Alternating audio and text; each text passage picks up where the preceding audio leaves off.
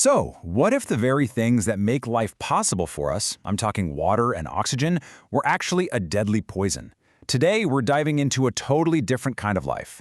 We're going to break down the biochemistry of a phosphorus-based species, all through the lens of a crazy high-stakes medical case that puts their entire biology on the line.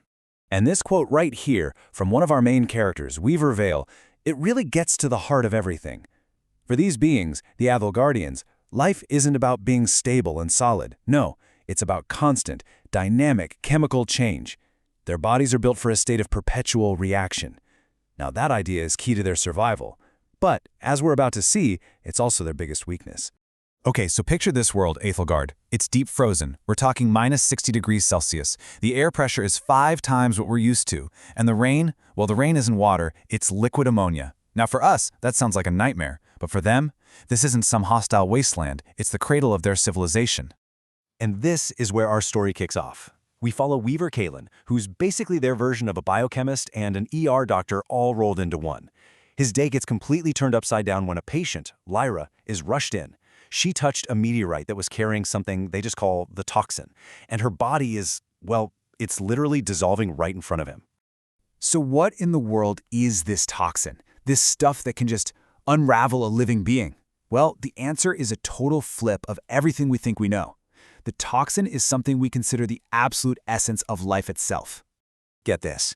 The toxin is water and oxygen. Yeah, just let that sink in for a second. For a life form built on phosphorus that thrives in an atmosphere of hydrogen and nitrogen, the two molecules that make our entire world go round are agents of pure, catastrophic destruction. And here's how the attack goes down. It's just a horrifying chain reaction. First, the ice from that meteorite melts on Lyra's skin. Then the water molecules trigger something called hydrolytic shock, which just violently rips apart the bonds holding her muscles together. Her blood, which is this cool, electron-rich blue liquid, gets oxidized and turns totally clear and useless. And the absolute worst-case scenario, if that oxygen reaches the white phosphorus in her nerves, her mind could literally, spontaneously combust. Let's really zero in on that term hydrolytic shock. For them, water isn't some nice, neutral solvent. No, it's a brutal, vicious acid. It's chemically programmed to hunt down and tear apart the phosphorus-nitrogen and phosphorus-phosphorus bonds that are the very architecture of their bodies. Her flesh isn't burning, it's being chemically unraveled, thread by thread.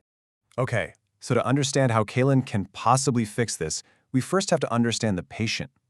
How in the world does this incredible phosphorus-based biology actually work? Let's deconstruct it. This chart is basically the whole blueprint. So, for their water, they use liquid ammonia. Their blood? Forget iron. It's a solution of free-floating electrons, which makes it deep blue and insanely conductive. Their muscles are made of these flexible phosphorus-nitrogen chains. Now for the really wild part, their nerves use the raw, unstable chemical energy of white phosphorus. This allows them to think at nanosecond speeds. And their metabolism? They eat phosphorus, breathe hydrogen, and exhale phosphine gas. It's a complete, elegant, and utterly alien biological machine. Okay, so Kalin knows all this. He knows he can't treat this like a normal wound. He has to fight chemistry with chemistry. He needs to find some other molecule that's even more reactive with water and oxygen than Lyra's own cells are.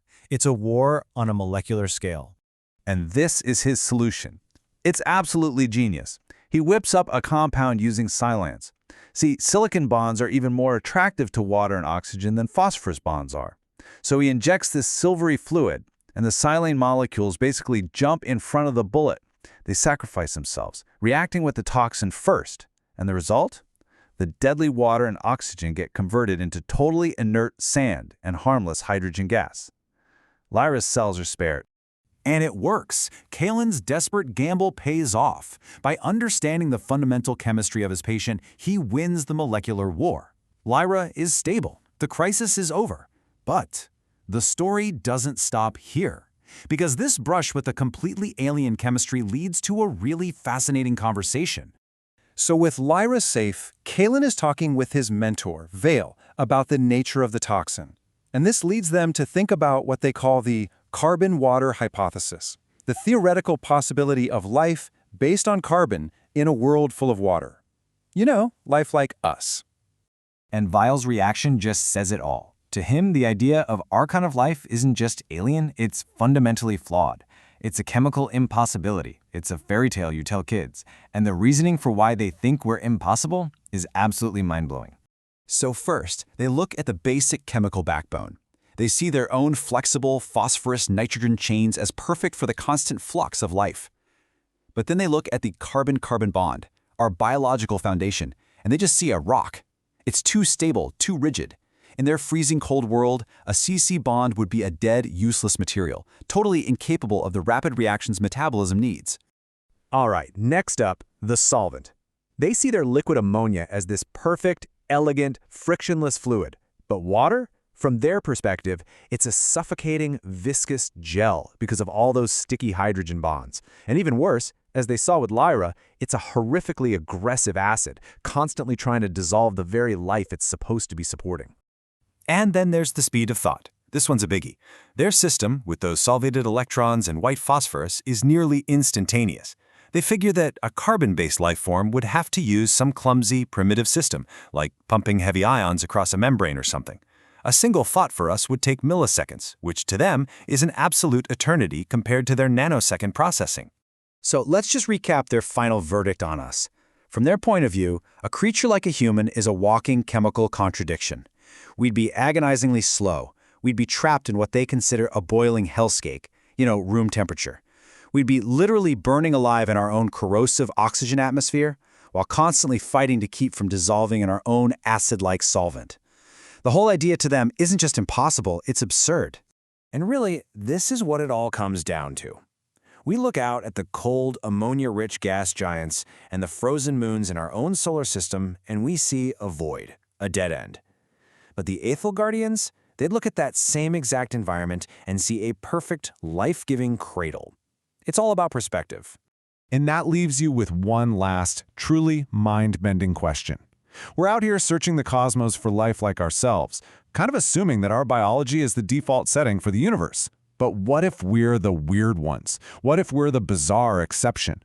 From their perspective, are we the impossible life form? Please like and subscribe.